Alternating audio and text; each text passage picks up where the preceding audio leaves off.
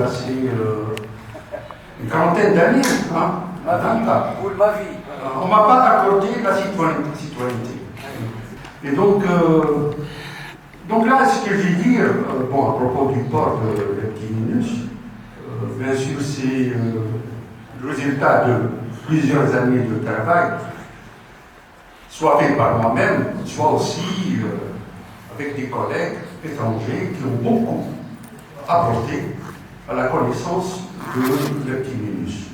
Je parle des collègues de l'Université de Michigan, des États-Unis, Canadiens, anglo-saxons en général. Et pour une fois, on a pu faire un travail scientifique dans un site archéologique du Sahel.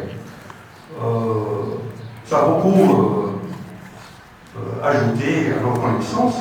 Donc voilà, comme vous voyez ici,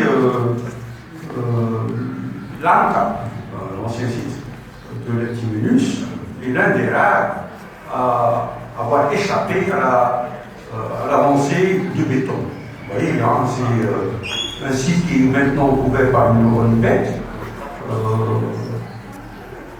Quand on voit de près, comme le disait un savant français, Flom, Leptiminus n'est pas aussi misérable que son nom l'indique. C'est Minus, mais c'est une grande ville. Et chaque fois qu'on fait des découvertes, c'est une ville qui apporte beaucoup de nouveaux pour l'archéologie tunisienne. Et donc, voilà, c'est le site de Leptiminus, enserré entre l'Anta moderne, Bouajar et Ksip el-Medjoni. Assez rapidement, grâce aux prospections, parce que vous savez, c'est un site qui a été exploité pour ses pierres. J'imagine que le Ribat de Monastir ou d'autres monuments médiévaux, même byzantins, ont utilisé des pierres du site de Leptiminus. Ce qui fait que maintenant, comme beaucoup de sites côtiers tunisiens, Sfax, etc., les pierres ont disparu. Et donc, c'était une ville plus riche que Douga. Vous voyez, Douga, elle était plus riche que Douga. Il y avait beaucoup plus de marques, beaucoup plus de porphyre. C'était une ville portuaire. Et donc, je vais axer mon intervention sur deux thèmes. L'un, économique, quand on dit port, il faut imaginer, moi j'aime, vous savez, hein, je suis un peu devenu philosophe. Hein. C'est-à-dire quand le Khadoul, il part de Ebar. Nous, on passe par une orifette où il y a eu des milliers de soldats, des milliers de commerçants, de pickpockets, tout. Hein. Il faut imaginer le port de Marseille ou la Boulette, il y avait toutes sortes de gens. Donc, l'économie, et puis avec l'économie, parce que c'est un lieu de passage, des gens qui partent et des gens qui viennent. Et donc, les habitants de Leptiminus, de tout temps, ont été un melting pot. C'était un mélange. Ah. C'est un mélange de grec, de romain, de tout. Et donc, les prospections, parce que bon, on sait que Leptiminus a existé à l'époque punique. Ah. Les sources parlent d'une bataille entre Hamilcar Barca et les mercenaires dans les environs de Leptiminus en 237. Hannibal a préféré débarquer en 203 avant Jésus-Christ à Lepti. C'était pas Minus à l'époque. Donc, on sait que la ville existait.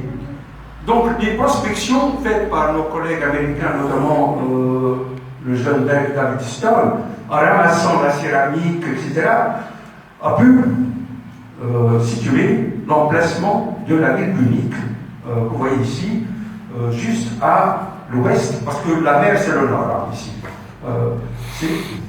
Voilà, on voit pas le bleu. Ouais. Donc à l'ouest de Oued-Souk, ce qu'on appelle maintenant le Khareb, c'était la ville punique, de 5 hectares environ, et tout autour des nécropoles. Puis, là, ce sont des nécropoles uniques, hein, qu'on a pu repérer dans les environs. Et puis, c'est une ville, comme l'a dit M. Mignon, c'est allié, hein, à Rome contre sa propre capitale, lors du dernier conflit romano-carthaginois. Donc on sait que déjà, il y avait un conventus de marchands italiens. Il y avait l'ancêtre de Pappalardo aussi. Hein. Donc il y avait des Italiens installés à Lentimenus qui faisaient du commerce. Et cette ville, puisqu'elle a choisi d'être neutre ou alliée de Rome, n'a pas été détruite et elle est devenue l'une des 7 villes libres de l'Africa romaine. Donc, la ville n'a pas été détruite et elle s'est agrandie. Vous voyez ici, va atteindre les 20 hectares. Donc, les Italiens vont s'installer dans la ville punique et ils vont utiliser même les mêmes nécropoles, l'échelle verticale, etc. Donc, on a des nécropoles puniques, mais dessus, on a des tombes romaines de haute époque. Donc là, ce sont les premières nécropoles romaines, et puis ici, vous avez les nécropoles tout autour de la ville.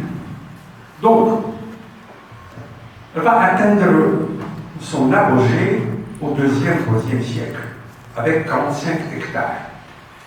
Et dès au début du 2e siècle, sous Trajan, elle va être promue directement comme Adromète et Taxus au statut de colonie, sans passer par celui intermédiaire de municipe.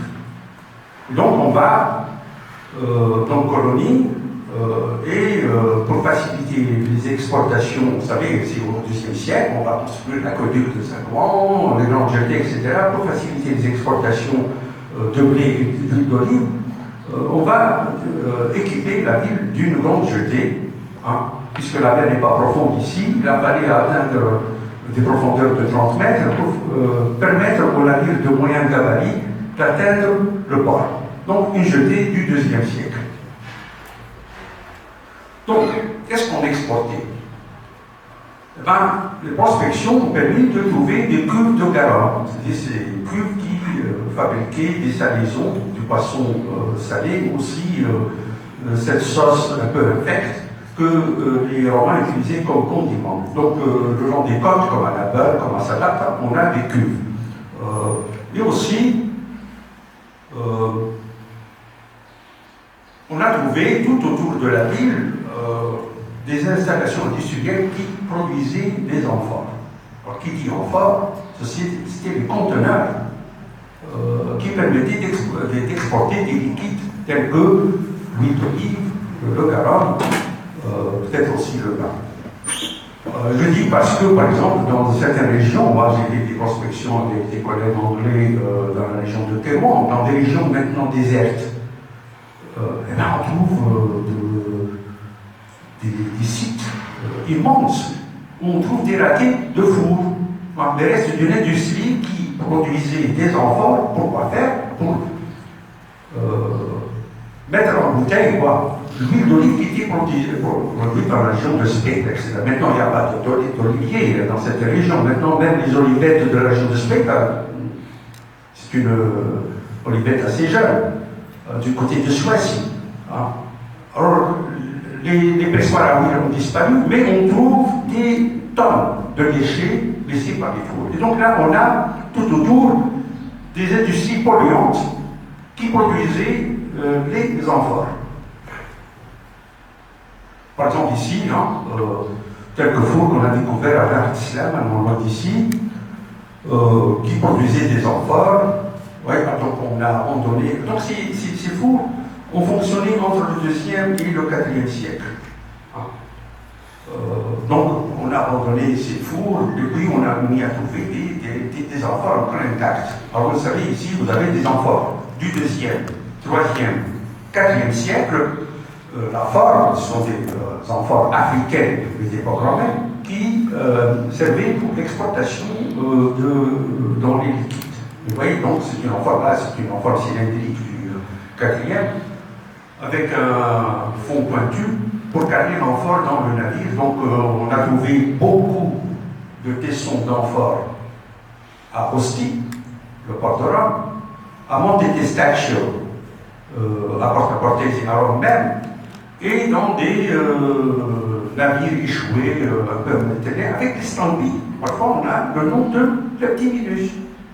Donc, c'est comme si vous trouvez, je sais pas moi, un jouet en Tunisie avec Made in China. Ah, donc, c'est qu'il y a eu des choses qui sont venues. Donc, les produits de Lambda ont atteint les côtes de la Méditerranée occidentale, Marseille, Ostie, la Sicile.